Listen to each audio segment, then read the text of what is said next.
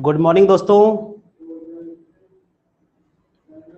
आप लोग वेट कर रहे होंगे तो सब लोग आ जाएं।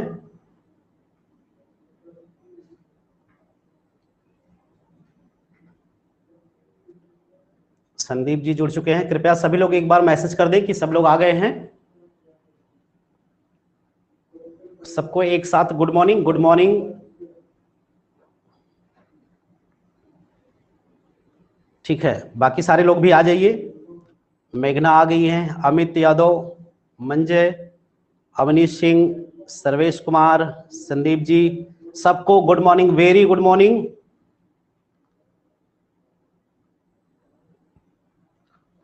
दोस्तों सब लोग अच्छे होंगे और मैं ये रोज आपसे ये उम्मीद करूंगा कि जितना पिछली क्लास में पढ़ाया जाए उसको आप पूरा प्रिपरेशन करके आएं, पूरी तरह उसकी तैयारी मेंटेन रखें ताकि आगे की क्लास आपको भारी ना पड़े, पिछली क्लासों का बोझ ना पड़े। रोज के रोज को आप मेंटेन करते जाएंगे। जितना डेली हमने पढ़ाया उतने को आप डेली कवर करेंगे। मतलब ये नहीं है कि आप 4 क्लास 5 क्लास के बाद फिर सोचेंगे रिवाइज करें।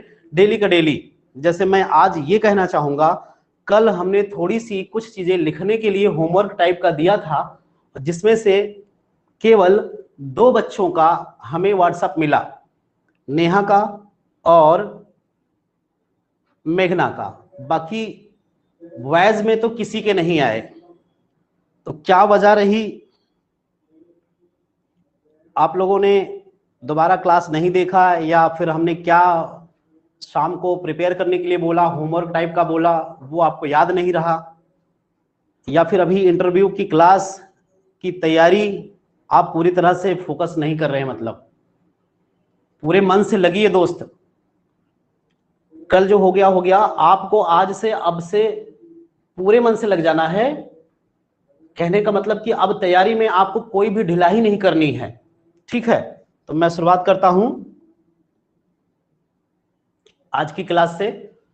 तो कल जैसा कि हमने बताया आपको, दरवाजे से अंदर इंटर करना कैसे करना है, कैसे चेयर पर बैठना है, कैसे उनको धन्यवाद कहना है। ठीक है, जब आप वहां बैठ जाएंगे तो कैसे क्वेश्चन को फेस करेंगे, इन सारी चीजों को बताया गया था। ठीक है, सब लोग। गुलाब कह रहे हैं कि सर व्हाट्सएप पे दिया था होमवर्क। अच्छा गुलाब, आपका आया था लेकिन हमें लगा शायद वो पुराना है, आपने कल नहीं लिखा हुआ है। केवल गुलाब का आया था और गुलाब का बहुत जल्दी सुबह ही आ गया था शायद, संभवतः आपने पहले से लिख रखा था। अब जो मैं कह रहा हूं उसको बार बार दोहराएं। जितनी चीजों को आप दोहराएंगे उतना आपका कॉन्फिडेंस उस वर्ड पे, उस टॉपिक पे अच्छा होगा। और यहां पर केवल और केवल कॉन्फिडेंस ही मेंटेन करना है इंटरव्यू के लिए। ठीक है, तो मैं आज शुरुआत कर रहा हूं। आपका एक टॉपिक जो हमने कवर किया वो आपके परिचय के बारे में, परिचय, इंट्रोडक्शन। इंट्रो जो पूछा जाता है, अपने बारे में बताएं, इस पे हमने चर्चा किया था कि आप अपना नाम बताएंगे, चाहे तो पिता का नाम बता लें, और फिर आप कहां के रहने वाले हैं, और इसके साथ में आपकी एजुकेशन क्या है, साथ में आपकी रुचि या हॉबी क्या है। तो कल हमने बताया था कि हॉबी के बारे में सब लोग लिख लेंगे, और जैसा कि 1 ही 2 लोगों ने लिखा, हॉबी के बारे में कम से कम आपको 4-6 लाइन, यानी कि 4-6 पॉइंट, उसके मजबूत पॉइंट आपको पता होने चाहिए जो हॉबी के पॉजिटिव रिस्पांस दे। सबकी एक हॉबी होनी चाहिए। जिनकी हॉबी नहीं है कोई, अभी तक उन्होंने डिसाइड नहीं किया है, वो भी एक हॉबी डिसाइड कर लें। आज क्लास खत्म होने के बाद आप एक हॉबी डिसाइड करेंगे और उसी के अनुसार आप उसकी तैयारी कर लेंगे कि इस हॉबी का आपके जीवन में, या आप उससे क्या पॉजिटिव रिस्पांस ले रहे हैं। ये सारी चीजें उससे आपको दिखानी है कि इस हॉबी से हमें ये मदद मिल रही है, इस हॉबी को रखने से हमारे शरीर को या हमारे जीवन में इस तरह के बदलाव आए हैं। ठीक है, तो कल की जो चर्चा हो गई उसको आप देख लेंगे। जो लोग आज जुड़े हैं वो आपको रिकॉर्डेड वीडियो मिल ही गए होंगे, आपने देख भी लिया होगा, है ना। जो लोग कल की क्लास नहीं ले पाए थे तो वो क्लास देख लेंगे। आज मैं शुरुआत करता हूं दोस्तों। आपका परिचय हो चुका है। फिर दूसरा क्या इंपॉर्टेंट पॉइंट है, जो एजुकेशन गैप है, आपका एजुकेशन गैप। भाई आप जानते हैं कि वैकेंसी जो है वो 2016 की है ना, वैकेंसी 16 की है। उसके बाद से 4 से 5 साल बीत चुके हैं। तो कुछ लोगों ने इंटरमीडिएट की वैकेंसी थी तो ग्रेजुएशन हो सकता है 16 में किया हो, 18 में किया हो, 19 में किया हो। तो बीच का जो गैप है, इस गैप के बारे में यदि आपसे पूछा जाए कि आपने क्या किया, या इस बीच के गैप को आप बताइए कि इसका बीच का गैप आपका किस तरह से गुजरा, क्या करके आपने ये समय व्यतीत किया। तो दोस्तों आपको बताना है, मैक्सिमम लोग आपको पता है कि वो तैयारी कर रहे होंगे, मैक्सिमम लोग तैयारी कर रहे होंगे, अभी भी तैयारी कर रहे हैं, प्रिपरेशन कर रहे हैं। तो ये एक बेस्ट पॉइंट है कि आप तैयारी में थे और तैयारी करते हुए आप इन चीजों को भी बता सकते हैं। यदि आपका कोई बीच में एग्जाम क्वालिफाई हुआ, एग्जाम क्वालिफाई हुआ मतलब रिटेन निकला या टाइपिंग निकली या और फिजिकल निकला, कोई भी, क्लियर हो रहा है बात। आपको क्या बताना है, गैप जो है उसमें आपने क्या किया, तैयारी की, प्रिपरेशन की, 1 साल 2 साल जो भी गैप है, और उस बीच जो आपकी प्रिपरेशन चल रही थी उसमें अगर आपने कोई एग्जाम क्वालिफाई किया, आपने कोई एग्जाम पास किया, तो उसके बारे में भी आप खुद बताएंगे, खुद ही बता देंगे कि मेरा गैप था इतना, इस बीच मैंने ये भी एग्जाम दिया और मेरा ये रिटन निकला, मैं इंटरव्यू दिया, या जो भी कुछ आपने क्वालिफाई किया और जहां पर कोई गड़बड़ी रही हो जिसकी वजह से आपका सिलेक्शन अभी नहीं हुआ, उस चीज को पॉजिटिव थिंकिंग में जोड़ते हुए भी बताएंगे। जैसे मान लीजिए आपने आर्मी की रेस एग्जाम दिया, एग्जाम हो गया, रेस में आप बाहर हो गए, तो अगर रेस में आप बाहर हो गए तो आप क्या बताएंगे, आप कह सकते हैं कि मेरा रेस के 1 हफ्ते पहले स्वास्थ्य थोड़ा गड़बड़ था जिसकी वजह से मेरी रेस क्वालिफाई नहीं हो पाई, अदरवाइज मेरी रेस बहुत अच्छी तैयार थी। ठीक है, अगर किसी का जे में रह गया, जैसे मान लीजिए रिटन दिया, टाइपिंग में नहीं हो पाया, ठीक है, तो आप बता सकते हैं कि टाइपिंग मेरी अच्छी थी लेकिन उस समय एग्जाम के टाइम किस वजह से थोड़ी सी मिस्टेक हो गई जिससे मैं टाइपिंग में पास नहीं हो पाया किसी वजह से। तो आप उसको मतलब ये कि निगेटिव पॉइंट में नहीं बताएंगे कि मेरी तैयारी नहीं थी, मेरी टाइपिंग पहले से नहीं हो पाई थी, उतनी अच्छी नहीं हो पाई थी कि मैं वहां पर जाकर के पास कर पाता, लेकिन मैंने दे दिया कि देखते हैं। इस तरह के क्वेश्चन जो आपके निगेटिव पॉइंट को दर्शाएं उनको बिल्कुल भी नहीं बताना है।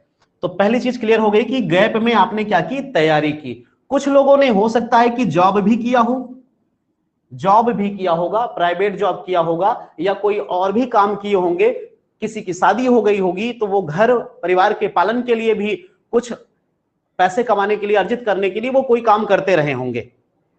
ठीक है, जो लोग मैरिड होंगे वो अपने मैरिड वाले क्वेश्चन भी बना लेंगे। हमने बताया था कि विवाहित लोग विवाहित से जुड़े हुए क्वेश्चन बना लेंगे, उनको हमने बताया कि क्या क्वेश्चन पूछे जा सकते हैं और उसके आंसर आपको क्या देने हैं, सटीक जवाब आप बना लीजिए। यदि कोई डाउट होता है तो आप पूछ लीजिएगा हमें।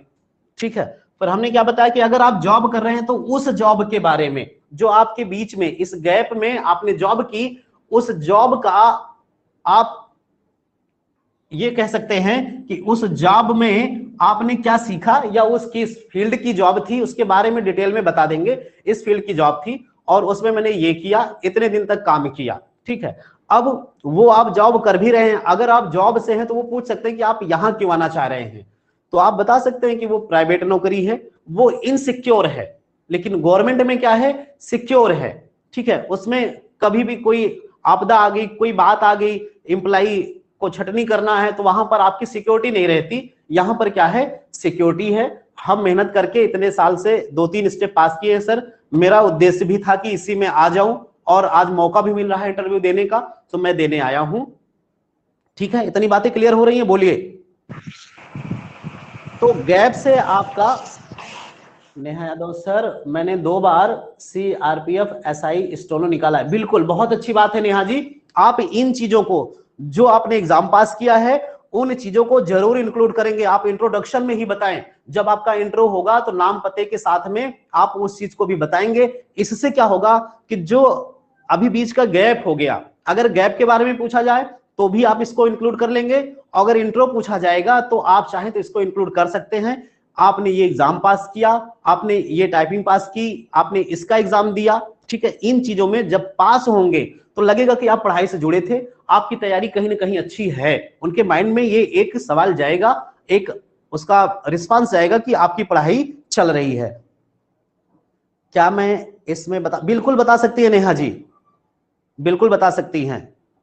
अभय सिंह कह रहे हैं कि सर शादी के बारे में पूछेंगे। अगर आपकी शादी हुई है तो आप खुद बता सकते हैं उनको कि मैं पिछले 1 साल 2 साल से विवाहित हूं, और फिर आपका वहां पर क्वेश्चन बनना शुरू हो जाएगा कि आप विवाहित रहते हुए क्या अभी पढ़ाई से जुड़े थे, या आप कोई और काम कर रहे थे, घर परिवार का पालन करने के लिए क्या कर रहे थे, या आप अभी तैयारी कर रहे हैं तो किसके ऊपर निर्भर है, पिताजी के ऊपर, या आप कोई पार्ट टाइम काम करके, जॉब करके, या ट्यूशन पढ़ा के कैसे आप तैयारी कर रहे हैं। इन चीजों पे भी आप फोकस कर लीजिएगा यदि आप विवाहित हैं।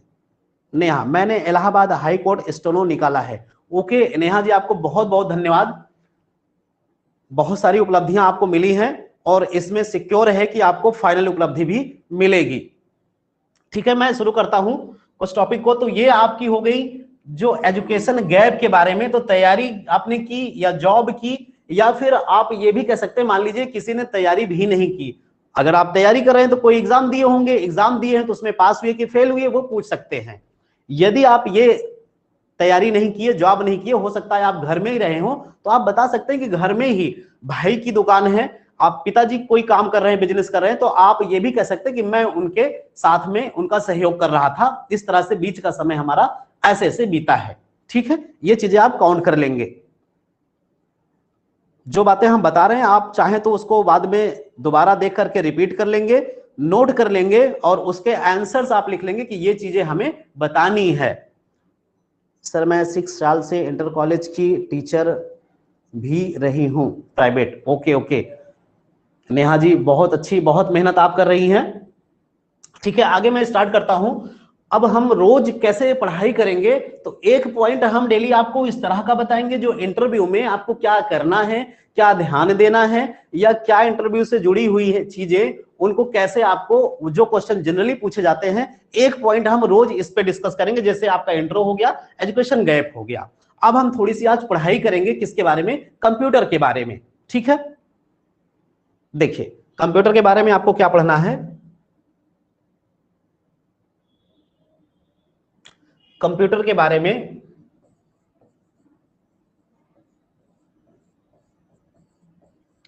कंप्यूटर और मोबाइल, ये दो चीजें ऐसी हैं, मोबाइल फोन कह लें या फोन कहें इसे हम, तो ये दो ऐसी चीजें हैं जो आपके हाथ में या हर व्यक्ति के हाथ में दिख रही है। इसका मतलब ये जनरल यूज में हो गई है, इससे बहुत क्वेश्चन बन सकते हैं। तो इन पे जो क्वेश्चन बनने वाले हैं हम उस पे डिस्कस करेंगे। ठीक है, जैसे अगर हम फोन की ही बात कर लें, फोन की अगर हम बात करें तो आप फोन में क्या क्या कर सकते हैं, या फोन में क्या क्या आपको फीचर्स मिलते हैं, या फिर ये पूछ लें कि आपके पास जो फोन है उसमें क्या क्या फीचर हैं, या नया फोन खरीदते समय आप क्या फोन में फीचर्स देखते हैं। तो जो फीचर्स होंगे उसमें वो क्यों देख रहे हैं इसकी जानकारी होनी चाहिए। जैसे प्रायः आपने कह दिया कि हम रैम देख लेते हैं, आप फोन की क्या देख लेते हैं, रैम देख लेते हैं, या आप उसकी बैटरी देख लेते हैं, उसका प्रोसेसर देख लेते हैं, ठीक है, स्पेस देख लेते हैं, कौन सा उसमें ओएस है, ऑपरेटिंग सिस्टम है, ये आप देखते हैं। तो जो यहां पर रैम आ रहा है, ये रैम क्या है, इसके बारे में आपको थोड़ा सा पता होना चाहिए कि फोन में जो रैम है उसका क्या उपयोग है, क्यों हम फोन खरीदते समय देखते हैं कि रैम कितनी है। तो सबसे पहली बात, आपको रैम का फुल फॉर्म पता होना चाहिए। रैम का मतलब होता है random access memory, random access memory. ठीक है, एक और मेमोरी होती है जिसको हम रोम कहते हैं, और आपके फोन में ये दोनों मेमोरियां होती हैं, चाहे वो लैपटॉप हो चाहे फोन हो, दोनों मेमोरियां होती हैं। किसी को कहीं डाउट होगा तो आप प्लीज कमेंट करेंगे। ठीक है, रोम का फुल फॉर्म होता है read only memory, read only memory. ठीक है, ये दो फुल फॉर्म आपको याद हो गए। RAM stand for random access memory, ROM stand for read only memory. जैसा कि नाम से पता चल रहा है कि रीड वनली मेमोरी, और यहां पे रैंडम एक्सेस, अगर इसमें आपको समझने में दिक्कत हो रही तो कोई बात नहीं, ये तो क्लियर कर रहा है कि रीड वनली मेमोरी मतलब इस मेमोरी से केवल पढ़ा जा सकता है। ठीक है, सर्वेश जी कह रहे हैं क्लियर हो रहा है एकदम, ठीक है, बिल्कुल अच्छी बात है। रोम जो लिखा हुआ है रीड ओनली मेमोरी, आपके फोन में ये दोनों मेमोरियां होती हैं, रैम भी होती है रोम भी होती है, लेकिन आप दुकानदार से पूछते हैं कि इसमें रैम कितनी है, रोम के बारे में नहीं पूछते। अब आप समझे कि रैम क्या है, रोम क्या है। आपके फोन में जो रैम है वो जितनी ज्यादा होगी उसकी कार्य करने की स्पीड, यानी कि जो मोबाइल वर्क कर रहा है उसकी प्रोसेसिंग स्पीड काफी तेज होगी, जितनी रैम ज्यादा होगी उसकी स्पीड उतनी फास्ट होगी। रोम और रैम क्या है, ये भी स्पेस है, अगर मेमोरी है तो ये भी स्पेस दे रही है, ये भी स्पेस दे रही है। रोम में आप पढ़ सकते हैं, केवल पढ़ सकते हैं, इसके डाटा में कोई चेंजेस नहीं कर सकते। जैसे आप मोबाइल स्विच ऑफ कर दे और फिर ऑन करें, या स्विच ऑफ करते भी समय देखते हैं, ऑन होते समय भी देखते होंगे, यदि मोबाइल सैमसंग का है तो उस पे सैमसंग लिख के आता है, पावर ऑफ करते समय स्विच ऑफ या ऐसा कुछ लिख के आता है, ऑन करते समय वीवो का है, एप्पल का है, जिसका भी फोन है वो अपनी कंपनी अपना नाम लिख के वहां पर शो करती है। उस चीज में आप बदलाव नहीं कर सकते। अगर एप्पल का फोन है, आप चाहें कि एप्पल की जगह सैमसंग लिख लें तो वहां आप बदलाव नहीं कर सकते, क्योंकि वो रीड ओनली मेमोरी में फीड है। वो जो डाटा है कहां फीड है, रीड ओनली मेमोरी में। रीड ओनली मेमोरी का मतलब आप उसमें पढ़ सकते हैं, एक बार डाटा वहां एंटर हो गया और मोबाइल में उसको मेमोरी को इनबिल्ट कर दिया गया, उसमें चेंजेस नहीं कर सकते। क्लियर हो रही है बात? ठीक है, तो इसमें केवल आप देख सकते हैं, पढ़ सकते हैं, चेंज नहीं कर सकते। जैसा कि कंप्यूटर जब ऑन होता है, लैपटॉप ऑन होता है, तो उसमें विंडोज 7 एक्सपी ऐसा करके कुछ ओपन होता है, उसमें आप कोई बदलाव नहीं कर सकते। ठीक है, मेघना करी यस सर, ओके, ठीक है, सबके क्लियर हो रहे हैं। तो रोम जो होगा वो केवल पढ़ा जा सकता है, देखा जा सकता है, उसमें बदलाव नहीं किया जा सकता। ये पहले से एक ही बार में जो लिखना था वो लिख दिया जाता है। अब जो रैम है उसके बारे में बात करें। रैम क्या है, जितना डाटा आप प्रोसेस कर रहे हैं मोबाइल में, जैसे आपने कोई नंबर सर्च किया, आपका फोन कॉल्स देखते होंगे तो जो लिस्ट होती है, जैसे आपके जो कॉल्स डिटेल्स है, जो फोन आए हैं या गए हैं, एक लिमिट के बाद या फिर कोई उनकी संख्या होती है कि 100 आपके फोन कॉल्स इसमें होंगे, फिर जैसे नए आएंगे पुराने ऑटोमेटिक डिलीट होते जाएंगे, ऐसा होता है। आप ध्यान नहीं दिए होंगे कि पुराने डाटा डिलीट होते जाते हैं, नए डाटा ऐड होते जाते हैं। वो काम होता है रैम में, उसमें डाटा परमानेंट स्टोरेज नहीं होता। जो रैम है उसमें डाटा परमानेंट स्टोरेज नहीं होता, लेकिन रीड में, सॉरी, रोम में डाटा परमानेंट होता है। यहां जो डाटा होगा वो कैसा होगा, परमानेंट। भाई मोबाइल आपकी चार्ज है कि नहीं चार्ज है, लेकिन आप जब भी मोबाइल ऑन करेंगे तो उसमें सैमसंग का होगा तो सैमसंग लिख के आएगा। वो चाहे जब स्विच ऑफ हो जाए या कुछ भी हो जाए, जब ऑन होगा तो उसमें वो लिख के आएगा। मतलब यहां पर डाटा जो है आपका परमानेंट होता है, ये लॉस नहीं होता डाटा का। लेकिन इसमें क्या है, रैंडम एक्सेस में यहां पर अगर पावर चली गई, लैपटॉप में आप काम कर रहे थे, पावर चली गई, तो जब आप काम कर रहे थे, स्टोर नहीं किया हुआ था वो डाटा, रोम रैम में सारी चीजें वो रैम में स्टोर थी, और उसको जब तक आप सेव नहीं करेंगे खुद से तब तक सेव नहीं होगा। और अगर लाइट चली गई, पावर चली गई, तो ये डाटा लॉस हो जाता है। तो आपसे ये पूछा जा सकता है, रैम आपके फोन में होती है, रोम भी होती है, तो बताइए इन दोनों में क्या अंतर है, और इनका जहां पर आप देखें कि इसका उपयोग कैसे हो रहा है, इसका उपयोग क्या। तो ये जो उपयोग हो रहा है ये कंपनी खुद अपने प्रचार के लिए कुछ शब्दों को लिख करके उसमें डाल देती है, जिसका जो है मोबाइल में एक तरह से वो प्रचार ही करती है, जैसे अपना नाम लिख देती है या कुछ और चीजें फीचर्स डाल देते हैं वो परमानेंट स्टोरेज के लिए। रैम में यहां पर जो प्रोसेसिंग हो रही है, रैम जितनी ज्यादा होगी, भाई आपके पास स्पेस जितना ज्यादा होगा उसका काम करने की क्षमता उतनी ज्यादा होगी। क्लियर हो रहा है? ये स्टोरेज परमानेंट है, रैम परमानेंट स्टोरेज नहीं है। अगर पावर सप्लाई बंद हो जाती है तो इसका डाटा मिस हो जाएगा, लॉस हो जाएगा। दो चीजें क्लियर हो गई। अब हम फोन में अगर हम बात करें कि आप जानते हैं कि फोन में एक सिम लगती है, उस सिम का फुल फॉर्म पूछा जा सकता है। तो सिम का जो फुल फॉर्म है वो आपको याद होना चाहिए, सब्सक्राइबर, इसका फुल फॉर्म है सब्सक्राइबर आइडेंटिटी मॉड्यूल। क्यों पता होना चाहिए भाई ये, क्योंकि फोन हर एक व्यक्ति के हाथ में है, क्योंकि फोन हर एक व्यक्ति के हाथ में है, इसलिए फोन के बारे में जानकारी होनी चाहिए। अब आपको सिम का फुल फॉर्म याद होना जाना चाहिए, रैम का फुल फॉर्म, रोम का फुल फॉर्म ये बताया, अभी आप मन में दोहरा लें रैम का full form random access memory, ROM का full form read only memory, SIM का full form subscriber identity module. जैसे हम कहते हैं कि आप अपना मोबाइल नंबर बताइए, तो यह कहना कहीं ना कहीं गलत है। जैसे आपके पास जो फोन है, अगर हम बात करें कि आपके पास जो फोन है वो फोन सैमसंग का है,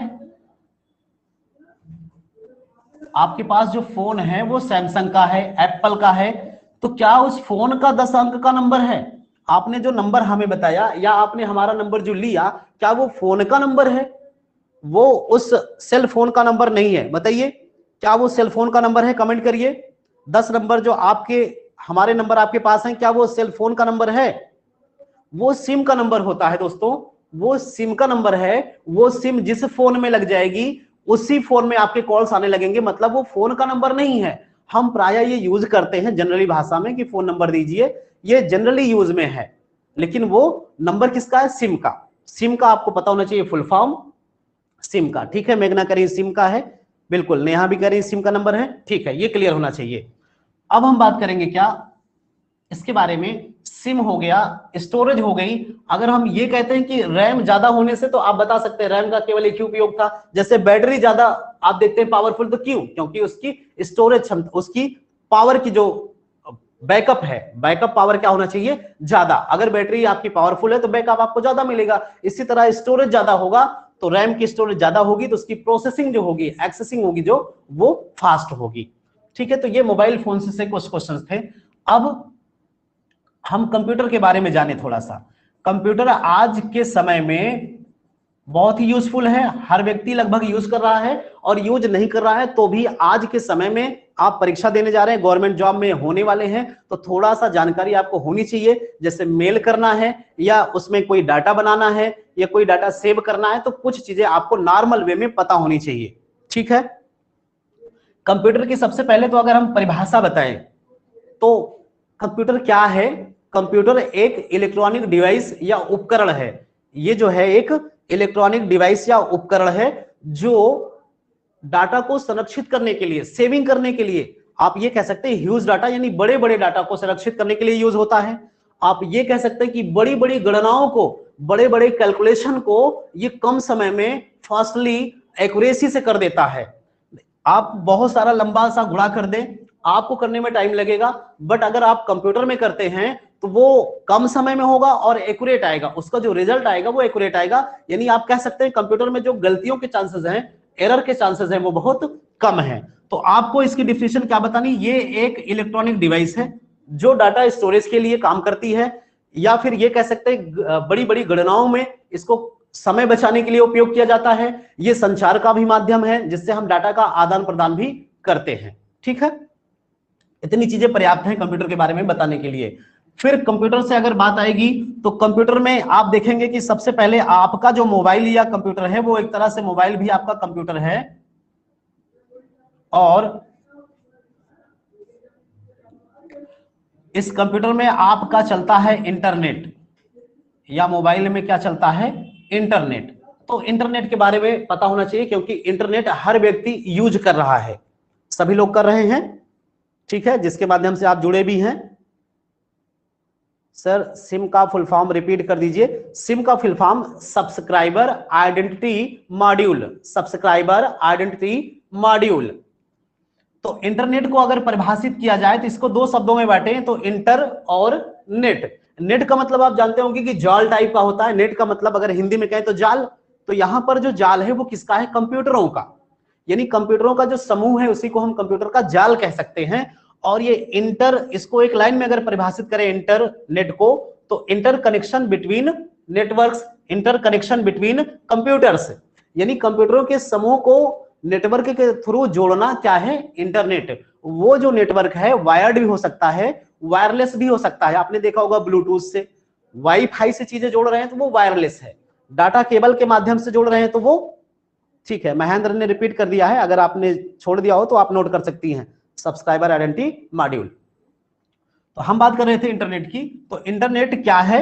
ये कंप्यूटर के समूहों का नेटवर्क है जो आपस में एक दूसरे नेटवर्क को जोड़ता है, यानी कई सारे कंप्यूटरों का समूह है, उनको आपस में नेटवर्क के माध्यम से जोड़ता है। ये नेटवर्क आपका वायर्ड भी हो सकता है, यानी तार के माध्यम से भी हो सकता है, बिना तार का भी हो सकता है। जैसे बिना तार वाले अगर हम कहें नेटवर्क, ब्लूटूथ हो गया, वाईफाई हो गया, इस तरह से। वायर्ड से होगा तो डाटा केबल से या लैन के माध्यम से आप उसको कह सकते हैं कि वो वायर्ड होगा। इसके बाद जब आप इंटरनेट यूज करेंगे तो सबसे पहले आप देखते होंगे तो एक साइट खुलती है। अगर आप गूगल पे कुछ भी सर्च करेंगे तो वो किसी साइट पे ले जाके आपको लिंक कर देगा। कोई भी चीज सर्च करेंगे तो वो साइट में ले जाएगा। तो आपको क्या जानना है कि कंप्यूटर क्या है, इंटरनेट क्या है। और इंटरनेट पर जब हम कोई चीज सर्च करते हैं तो वो सर्च कैसे करता है, किसी भी चीज को एक एड्रेस पर फीड करके रखा गया है। जैसे आपका घर है तो वो एक एड्रेस पे है, किसी को वहां आना है तो आप उसका क्या बताएंगे, एड्रेस, वो वहां पर पहुंच जाएगा। इसी तरह कोई चीज हमें चाहिए तो वो एक एड्रेस पे फिक्स कर दी गई है, सेव करके रखी गई है। यदि आपको चाहिए तो दो माध्यम है हमारे पास, या तो उसका परमानेंट पूरा एड्रेस पता हो, क्लियरली पता हो। जैसे आपका मोबाइल नंबर जो होता है वो यूनिक होता है। जो आपका मोबाइल नंबर है या आपकी ईमेल आईडी है वो यूनिक होती है। यूनिक का मतलब केवल एक ही मोबाइल नंबर आपके नाम का, आपका नंबर, वो दोबारा रिपीट किसी का नहीं होगा, किसी को और अलर्ट नहीं होगा। ईमेल आपने अगर बना दी तो ईमेल जो होगी वो आपको अलर्ट हो गई, सेम वर्ड से, वो ईमेल किसी और को नहीं मिली, तो ये यूनिक हो गया। साइट क्या है, सर्च करने के लिए दो ऑप्शन। एक तो आपको अगर क्लियरली एड्रेस पता है, क्लियरली आपको पता है तो आप यहां पर एड्रेस डालते हैं www. जो उसका एड्रेस होगा। यदि आपको उसके बारे में पूरी जानकारी नहीं है तो गूगल और कई सर्च इंजन ने आपको यह प्रोवाइड कराया कि आप यहां पर कुछ भी डालें। जैसे हमने ABC डाल दिया तो ABC के बारे में सर्च होकर के डाटा, कई सारे डाटा आ जाएंगे कि आप ABC के बारे में क्या जानना चाह रहे हैं। ठीक है, तो जहां पर आपको लगे कि ये ABC से हम संबंधित हैं वहां पर आप क्लिक करेंगे और वो आपको एड्रेस पर पहुंचा देगा। ठीक है, मतलब ये कह लें कि ये एक तरह से बीच में किसी से आपने पूछा कि हमें यहां जाना है और ये आपको यहां पे पहुंचा देगा। इतनी बात क्लियर हो रही है? नेहा करिए, इस टाइम कंप्यूटर कौन से जनरेशन चल रहे हैं? तो जनरेशन इस समय 6th, 6वां जनरेशन है। ठीक है, बहुत डिटेल में आपको नहीं पढ़ना है, बस ये कि ओवरव्यू हम इसलिए बता रहे हैं कि जनरली जो यूज में है, फोन और कंप्यूटर्स आपके जनरली यूज में है। हर आदमी के मोबाइल में नेट है, उसमें बेसिक चीजें क्या हैं वो सारी आपको जाननी है। ठीक है, ज्योत्सना कह रहे हैं यस सर। महेंद्र, नेम क्या है, किसका नेम पूछ रहे हैं महेंद्र जी? ठीक है, तो ये आपका क्या हो गया, वेब एड्रेस। इस एड्रेस को, वैसे जनरली हम घर के एड्रेस को एड्रेस कहते हैं, यहां पर इसको क्या बोलेंगे, वेब एड्रेस। वेब का मतलब भी क्या हुआ, इंटरनेट। वेब का मतलब भी इंटरनेट हुआ।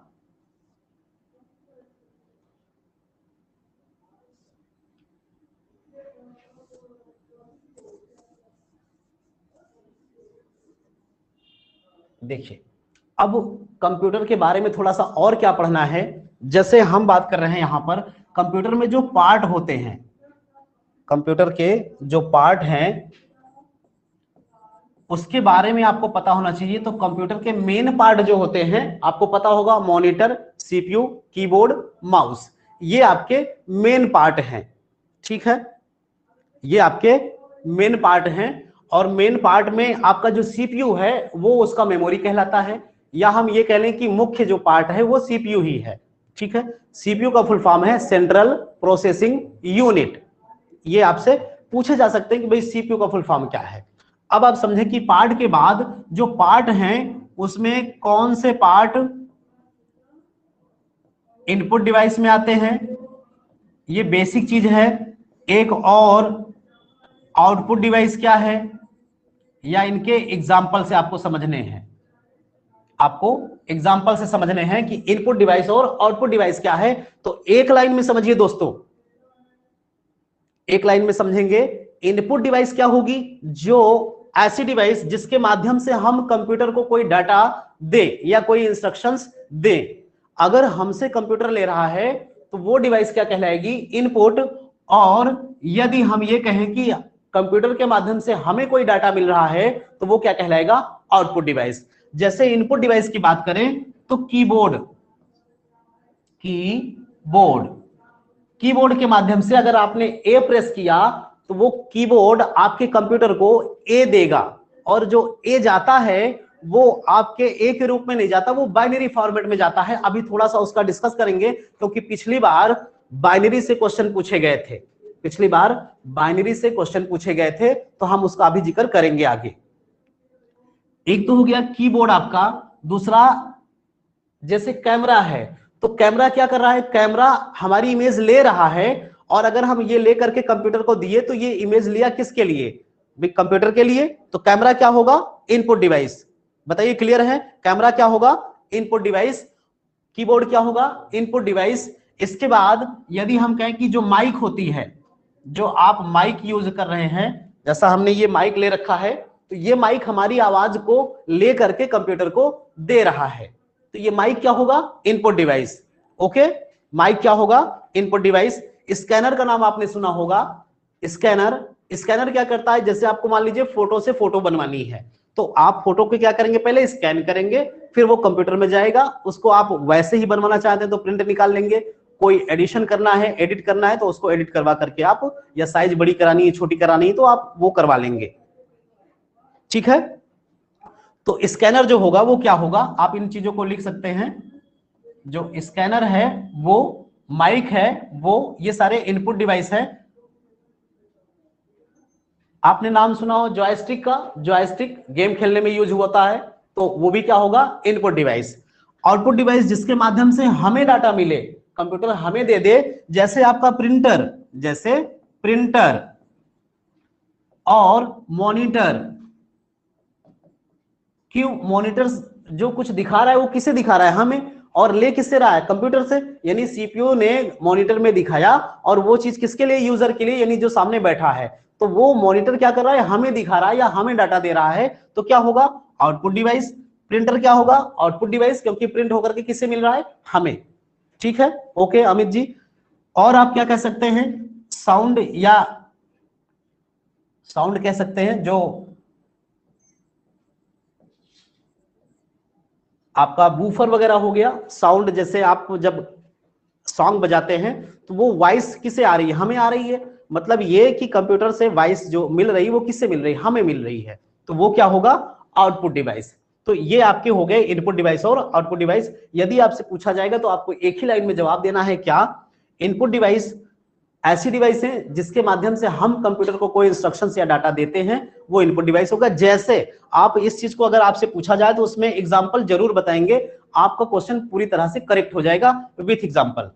आउटपुट बताया जाएगा, तो आउटपुट बताने के लिए क्या करेंगे, कंप्यूटर के माध्यम से जो डाटा हमें मिल रहा है वो क्या होगा, आउटपुट डिवाइस। जिस डिवाइस के माध्यम से मिला आउटपुट डिवाइस होगी। और फिर आपको क्या बताना है कि उसके एग्जांपल प्रिंटर, मॉनिटर, साउंड। इसका मतलब आपका कॉन्सेप्ट एकदम क्लियर है। इतनी चीजें हो गई, ठीक है, ये आपका पार्ट हो गया और इनपुट डिवाइस हो गया।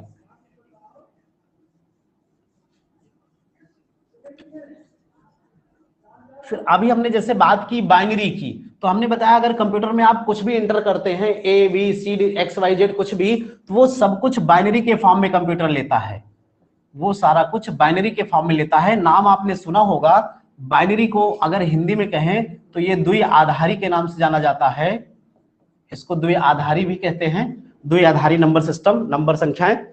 बाइनरी से क्वेश्चन पिछली बार पूछा गया था कि बाइनरी क्या होते हैं, तो आपको बाइनरी क्या बताना है, ये कहां से आया है। पहले आप जाने कि एक चीज जो होती है number system, number system, number system मतलब संख्याओं को लिखने पढ़ने का तरीका। सिस्टम का मतलब क्या हुआ, तरीका। ठीक है, वीडियो भी आउटपुट है, वीडियो नहीं, आप वीडियो उस श्रेणी में नहीं आएगा। वीडियो आप मॉनिटर या आप अपने फोन के माध्यम से देख रहे हैं, तो जिस स्क्रीन के माध्यम से देख रहे हैं वो आपका आउटपुट होगा, वीडियो को नहीं, वीडियो इस चीज में नहीं आएगा। ठीक है, महेंद्र करे माउस, माउस इनपुट डिवाइस में आएगा, और अगर इनपुट के अतिरिक्त कुछ भी दिया होगा तो उसको पॉइंटिंग डिवाइस भी कहते हैं। माउस ऐसे इनपुट डिवाइस में आएगा, आप उसको पॉइंटिंग डिवाइस भी कह सकते हैं। अगर जैसे कहीं ऑप्शनल क्वेश्चन हो, इनपुट ना मिले, तो आप उसको पॉइंटिंग डिवाइस भी कह सकते हैं। तो हम बात कर रहे थे यहां पर नंबर सिस्टम की, जिसके अंतर्गत एक क्वेश्चन पूछा गया बाइनरी से संबंधित। नंबर सिस्टम का मतलब क्या हो गया, नंबर सिस्टम का मतलब हो गया संख्याओं को पढ़ने लिखने का तरीका। तो कंप्यूटर के लिए जो संख्याएं बनाई गई हैं, जो कंप्यूटर समझता है वो बाइनरी है। तो यहां पर आपको क्या समझना है, 4 तरह की चीजें हैं। पिछली बार बाइनरी पूछ लिया किसी एग्जाम में, हो सकता है कि कोई और भी चीज पूछ ली जाए। दूसरा आपको याद रखना है ऑक्टल नंबर सिस्टम, तीसरा आपको याद रखना है डेसिमल नंबर सिस्टम, और चौथा याद रखना है हेक्साडेसिमल सिस्टम। ठीक है, हेक्साडेसिमल नंबर सिस्टम, ये 4 हैं। एक से क्वेश्चन पूछा गया है, दूसरे से, तीसरे से, चौथे से हो सकता है कि कोई पूछ ले। क्योंकि कंप्यूटर जो है इस समय जो कुछ भी लेगा वो किस फॉर्म में लेगा, बाइनरी के फॉर्म में, इसलिए इससे प्राय क्वेश्चन बन जाते हैं। बाइनरी में जो चीजें आती हैं वो 0 और 1। जैसे हम बाई वर्ड को लें तो आपने देखा होगा कि जो बाई वर्ड है, जो बाई वर्ड है, बाई का मतलब ही दो होता है, दो। जैसे बाइसिकल, बाइसिकल का मतलब क्या हो गया, दो साइकिल वाला, दो चक्र वाला। ठीक है, तो बाई से मतलब दो आता है, यहां पर दो आएगा कौन, 0 और 1। तो इसी के अनुसार इसका आधार और इसका बेस भी क्लियर होता है। जितने लोग इसमें आ रहे हैं वही इसका क्या होगा, आधार। तो आपको 3 चीजें समझनी है। एक जो बाइनरी है, वो बाइनरी क्या है कि हर एक चीज को कंप्यूटर बाइनरी के रूप में लेता है, समझता है। बाइनरी में 0 और 1 आता है, इसका मतलब कोई भी चीज को कंप्यूटर या तो 0 में समझेगा या तो 1 में समझेगा। 0 और 1 के अतिरिक्त कंप्यूटर कुछ भी नहीं समझता। क्लियर है इतनी बातें? देखिए ऑक्टल में क्या आएगा, इसी रूप में वो भी होता है। अब ये कन्वर्ट करके इसका थोड़ा सा एक्सटेंशन कर दिया गया, 0 1 2 3 ये 7 तक। ये जो 0 1 था ये बाइनरी था, और ये 0 1 2 3 से लेकर 7 तक। तो इसका अगर हम बेस कहें तो यहां 2 लोग थे तो बेस 2 हो गया, 8 लोग हैं तो बेस क्या हो जाएगा, 8।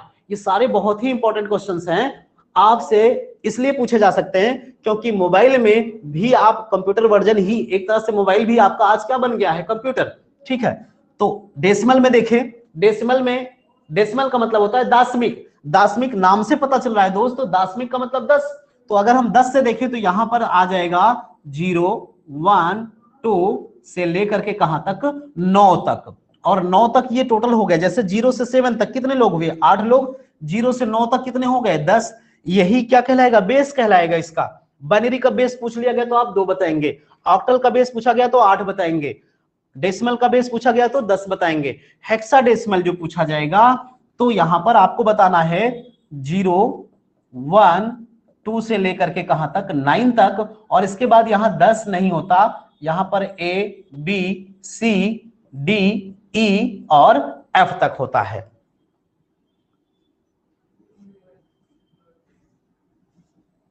ठीक है, ये कहां तक, 9। और फिर हमने क्या लिखा, A B C D E और F।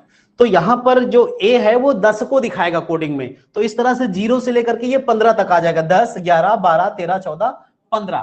तो 0 से 15 तक, तो यहां पर जो बेस बन जाएगा इसका कितना बन जाएगा, 16। ठीक है, ये 4 चीजें क्लियर हो गई, बोलिए आप, ये चारों चीजें क्लियर हो गई हैं? फिर मैं आगे बढ़ूं, आप लोग बताएं कि ये चारों चीजों में कोई दिक्कत किसी को? क्या पूछा जा सकता है कि बाइनरी, ऑक्टल, डेसिमल, तो ये सब कंप्यूटर को समझने वाले कोडिंग है। हमारी भाषा में कंप्यूटर नहीं समझता, कंप्यूटर अपने भाषा में समझता है, उसकी भाषा बाइनरी की है, और उसकी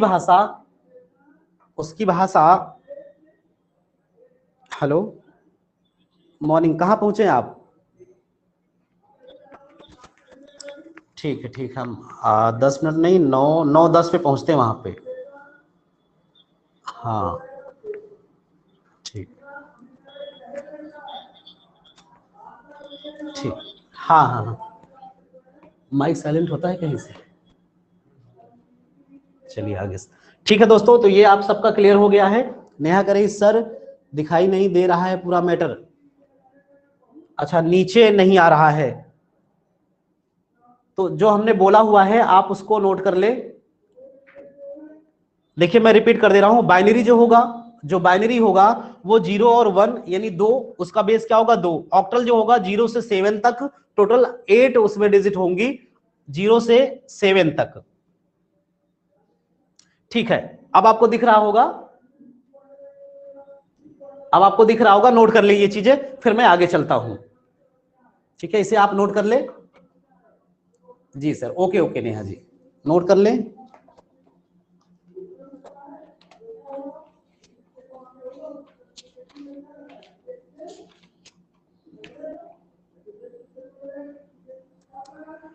अब मैं बात करता हूं क्या,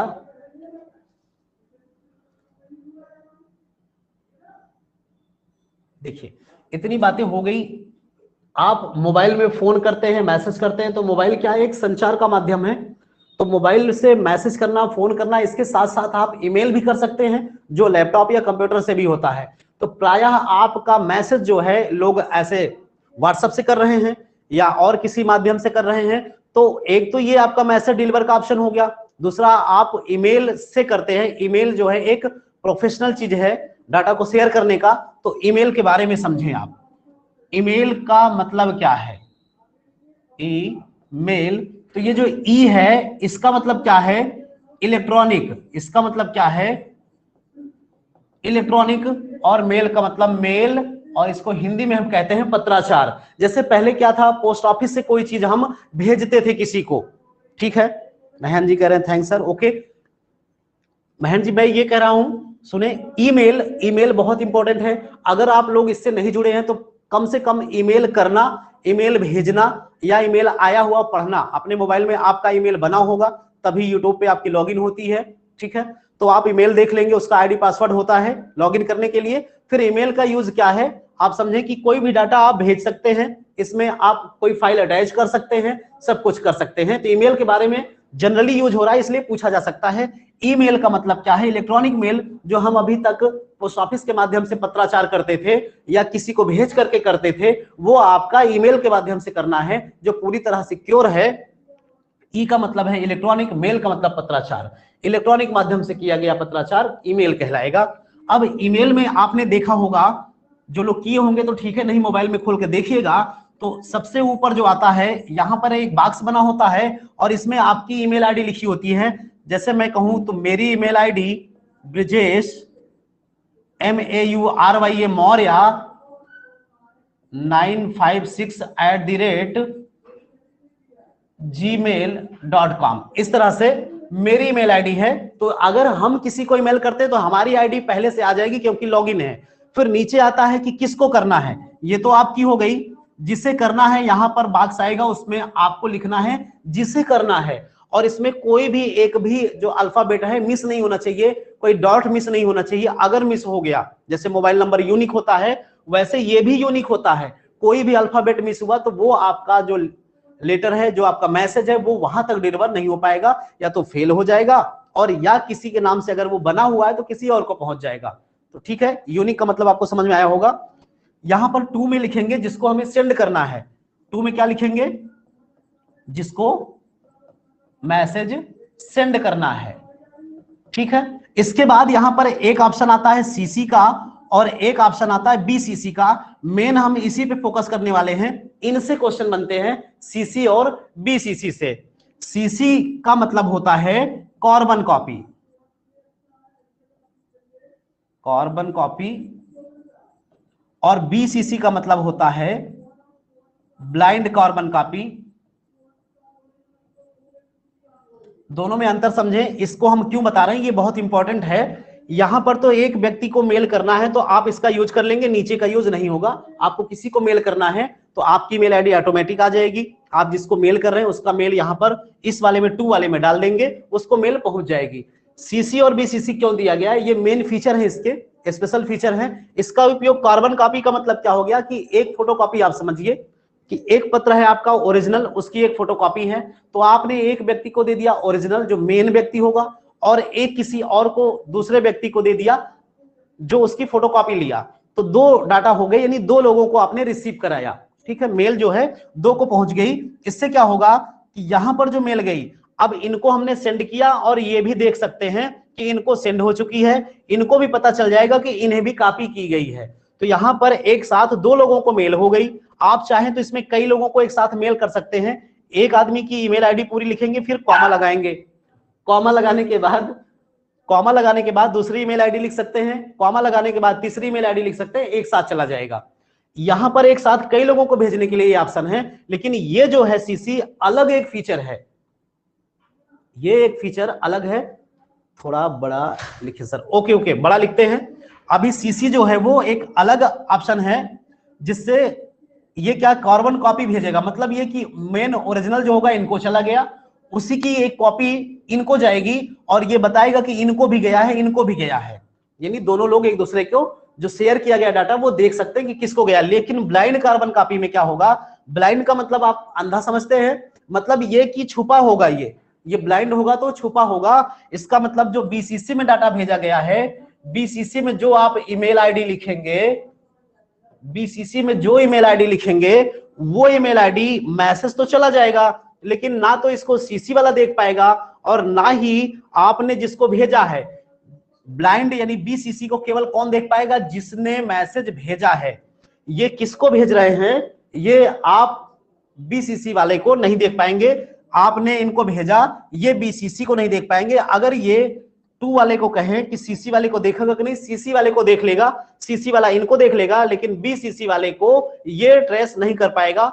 ये सिक्योरिटी पर्पज से यूज होता है। जैसे आप सोचिए कि कोई डाटा इनको हमें भेजना था और आपने बीसीसी में इनको कर दिया, तो अगर ये कल को ये कह दें कि हमें डाटा नहीं मिला है, जैसे हम ये कहें कि ये बता दें कि ये ईमेल से जो आपका लेटर आया या जो आपका डाटा आया वो हमें प्राप्त नहीं हुआ है, आप वहां पर अपना जस्टिफाई कर सकते हैं कि बीसीसी में हमने इनको भेजा है, आप कृपया इनसे संपर्क कर ले। क्लियर हो जाएगा कि हमने भेजा था, किस समय भेजा था, सारी चीजें हो जाएंगी। मतलब ये एक सिक्योरिटी पर्पज से यूज होता है कि कभी अगर कोई बात फंस जाए कि आपका डाटा नहीं मिला है ना, आपको गलत ठहराया जाए कि आपने टाइम से काम नहीं किया, तो इसका उपयोग आप कर सकते हैं।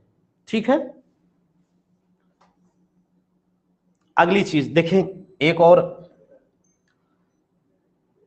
आप मोबाइल फोन जो यूज कर रहे हैं उसमें हम एक बात करेंगे ओएस की। ओएस का मतलब होता है ऑपरेटिंग सिस्टम, ओएस का मतलब ऑपरेटिंग सिस्टम।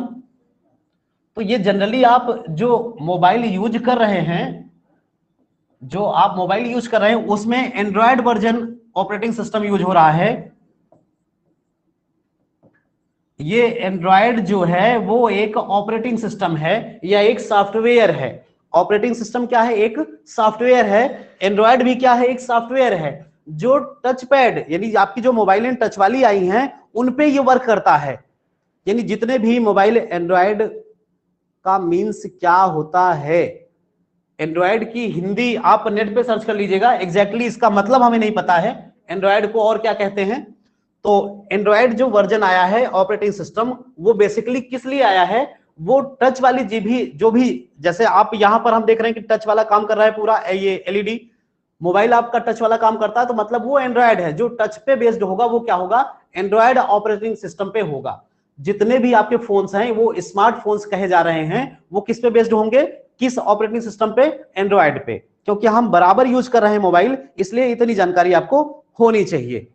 ठीक है, अगली बात, एक और क्या चीज रह गई, कंप्यूटर से बारे में कुछ चीजें और हैं। जैसे आपसे पूछ लिया जाता है बीयूजी बग क्या होता है, क्या आपने सुना है। तो अगर बग का नाम आए तो कंप्यूटर की भाषा में ये एरर शो करता है। एक शब्द हैकर का आता है। जैसे अगर आपसे पूछा जाए कि हैकर किसे कहेंगे, तो जो हैकर है वो क्या है, एक अनऑथराइज्ड पर्सन होगा जो किसी और के कंप्यूटर को या डाटा को मिसयूज करता है। ठीक है, हैकर का मतलब क्या हुआ, वो किसी के डाटा को गलत तरीके से मिसयूज करता है, तो वो हैकर कहलाएगा। बग एक शब्द आता है, जनरली यूज होता है, लोग पूछते भी हैं। तो बग जो कंप्यूटर से जुड़ा हुआ है वो क्या होगा, एरर। इतनी चीजें आपको कंप्यूटर में जाननी है। ठीक है, तो आज मैं एक चीज चर्चा करूं आपका सर, ट्रिपल सी में जैसा आपका ट्रिपल सी में जैसे आपको कहेंगे तभी आप देख पाएंगे। ट्रिपल सी नहीं, क्या पूछ रहे हैं, ईमेल में सीसी पूछ रहे हैं क्या आप, क्वेश्चन नहीं क्लियर हो रहा है आपका अभय जी। मैं क्या बात कर रहा था कि कल की क्लास में मैंने आपका इंट्रो लिया या इंट्रो के बारे में बताया। आज हमने एक ऐसा पॉइंट बताया जो आपका एजुकेशन गैप है, जो आपका एजुकेशन गैप है। यानी इंटरव्यू में एक एक पॉइंट हम रोज डिस्कस करेंगे, उसके अतिरिक्त जो आपसे और भी क्वेश्चन जनरली पूछे जाते हैं उनको हम कवर करते चलेंगे। ठीक है, तो इतना जो आज क्लियर हुआ। आशीष कुमार कह रहे हैं सर ट्रिपल सी भी है, अच्छा आपका ट्रिपल सी भी है तो अच्छी बात है। देखिए हम क्या कह रहे थे कि एक पॉइंट इंटरव्यू के पॉइंट ऑफ व्यू से जो जनरली चीजें पूछी जाएंगी, आपको क्या सावधानी बरतनी है, क्या बेसिक चीज है जो परमानेंट यूज होगा, उन सब पे एक एक टॉपिक पे रोज हम डिस्कस करेंगे। उसके अतिरिक्त तो कुछ सिलेबस जिनसे जो जनरल नॉलेज में है, जो प्रायः यूज में आ रही हैं, जिनसे एग्जामिनर आपसे इंटरव्यूअर क्वेश्चन पूछते हैं, उनको, जैसे अभी हमने कंप्यूटर विषय उठाया, उसमें मेन पॉइंट जो पूछे जा सकते हैं या मोबाइल से या कंप्यूटर से, उनको हमने कवर किया। थोड़ा बहुत रह गया है तो उसको हम अगले सेशन में कर लेंगे। बाकी आज के लिए आपको बेस्ट ऑफ लक। आप लोग आज की क्लास को पूरा कर लेंगे। कल का होमवर्क जो था, जिन लोगों ने नहीं किया, आज वो हमें दे देंगे। इंट्रो और अपनी हॉबी के बारे में 4-6 पॉइंट आप लिखेंगे और उसको बताएंगे कि आपको वो क्यों पसंद है या आपने हॉबी इसको क्यों रखी हुई है। ठीक है, ठीक है दोस्तों, बहुत बहुत धन्यवाद। मिलते हैं कल फिर 8 बजे।